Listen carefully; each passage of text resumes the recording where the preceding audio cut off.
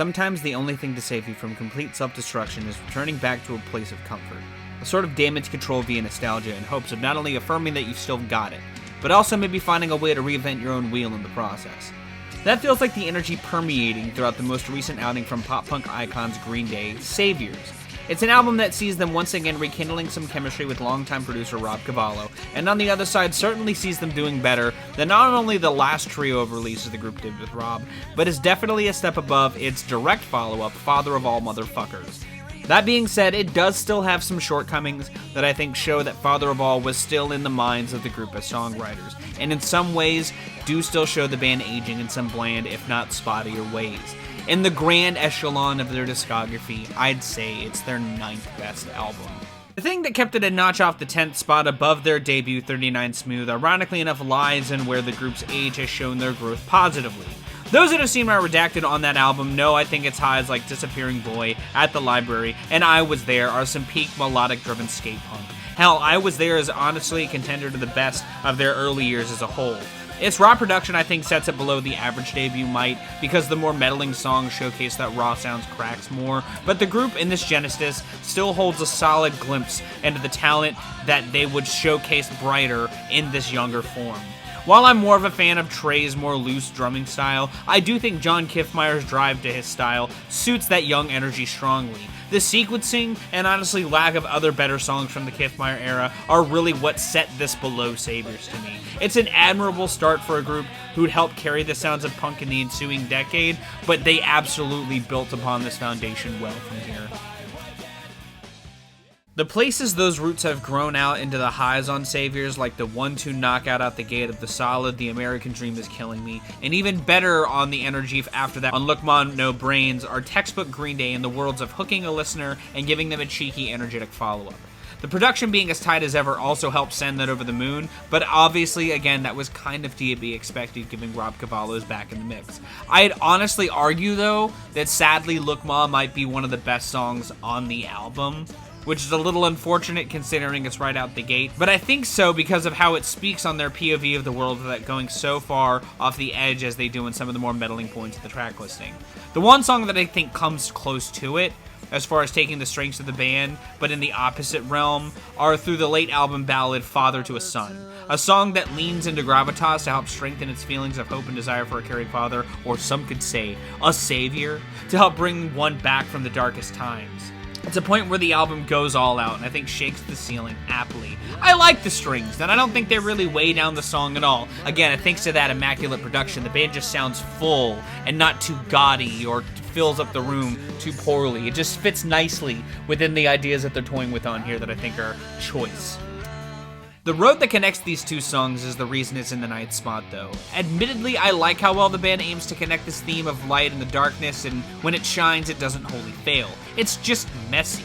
Take a look at the stretch after Look Ma. Sure, Bobby Socks is a solid little love song that aims to be a bit youthful, but sandwiched between Look Ma and One-Eyed Bastard after that, the band's age really stands starkly. For as much as I like Look Ma No Brains, it feels written from such an older place. For the better, mind you, but One-Eyed Bastard is a moment where that age is felt in the opposite way. It sounds like a better produced song from the Father of All sessions, and I think it fails hard. I've got no love for all this boom, bing, bada, boom, bullshit. Songs like The Journey of Addiction via Dilemma, Anti-Cop Coma City, and The Bright Energy within Strange Days Are Here to Stay are other select highlights along the stretch. They showcase more balances of living in a time where one could be looking for a savior of some sort. There's just a dash of so many bland cuts amongst it too. Susie Chapstick and Goodnight Adeline are some of the most milquetoast mid-tempo filler jams, and 1981 feels like a borderline interlude. A solid interlude, but still not all that exciting. Corvette Summer and Living in the 20s are more on the worst side of things too. There are two songs that also feel like the songwriting lows from Father of All, coming out more just with a better sheen that I found myself immediately still not into. I do think the album rounds itself out well after Father to a Son, but it doesn't quite hit that high again on the way out.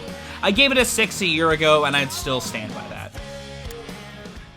Ironically enough, for as much as I think Savior sounds miles better than Father of All because its production is elevated along with the songwriting being less cringe, Chris Dugan did the mixing on what I'd still consider the band's 8th best studio album, It's an album of a similar beast as Saviors, but is of a different breed altogether. It aims to reclaim footing after an era, but one that sees them stepping away from Rob Cavallo's collaborative touch. It aims to bring the band back down to earth, and admittedly also leans on some similar themes of hope in times of trouble as Saviors, but I think stands above that album if only because its songwriting setbacks aren't as glaring, which could ironically be because the band members were 8 years younger when they wrote it, but that's a conversation for another day. Hell, for a direct comparison on the band retreading ground but doing it worse, look no farther than Troubled Times on Rev Rad and Living in the 20s on Saviors. While Living in the 20s feels a bit more timely, Troubled Times feels a bit more in the vein of timeless. Both are snapshots of the times, but allusions to tech overconsumption and current tragedies, while still poetically done, I feel like set Living in the 20s below Troubled Times, and some of the songwriting I think is just dodgier as a whole. It doesn't strike the core of the anger felt in the times, even if still quite like the former. Neither are the best in their lanes, admittedly, but it's a shining example of what I mean with Green Day's age sometimes showing a bit songwriting-wise. Hell, Bang Bang takes essentially the energy of a line from Living in the 20s and creates this twisted story while speaking on violence in America a bit more potently. I could even see an argument like Say Goodbye as a more poetic Coma City, but I'm never going to be against keeping police brutality in a corner of the public's mind. The moments of more broad idiosyncratic brushstrokes stick the landing better on this album too, in my opinion, and unify the album's themes a bit more tightly. The title track's call for revolution because of the end times approaching strike a stronger chord than the act of searching for a beacon in the darkness like Saviors aims to do.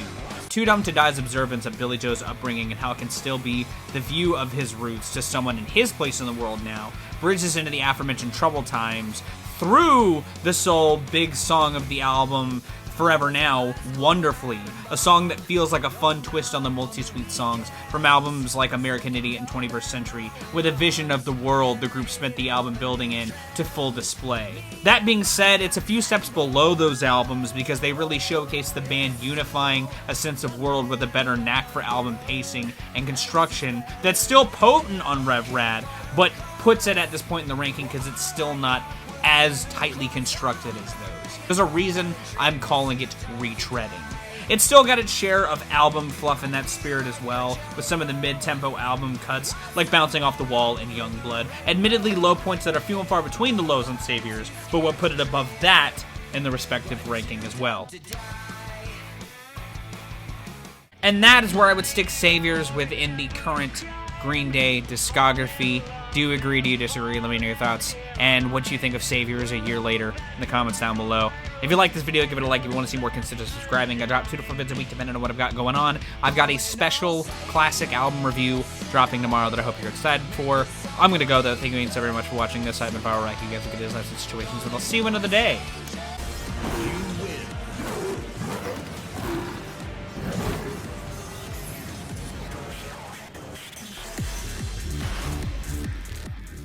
Game